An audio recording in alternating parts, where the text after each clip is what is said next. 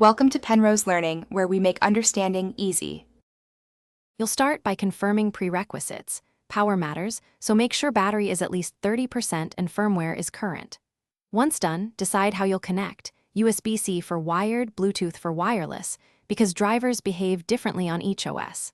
Now, switch the keyboard to the chosen mode and press and hold the pair button for 3 seconds to enter pairing. You do this to make the device discoverable. Without that step, the host won't see the keyboard.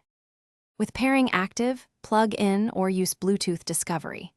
If wired, connect the USB-C cable and let the host enumerate the device. Remove other virtual keyboards if conflicts appear. If wireless, open Bluetooth settings, select the Protoarc entry and follow the on-screen PIN prompt to confirm pairing. Next, launch the Protoarc configuration app to set layers, keymaps, and any macros. This app writes persistent settings and explains why the keyboard acts the way it does. You're almost done.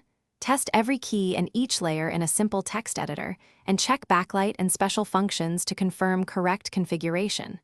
If something fails, reboot the keyboard and re-enter pairing or connect a different USB port. For firmware issues, boot into recovery mode and reflash. Make sure to try another cable before concluding a hardware fault. If problems persist, reset to factory defaults and contact support with serial number and logs so they can reproduce the issue. Thanks for watching. If this was helpful, leave a like and consider subscribing. See you next time.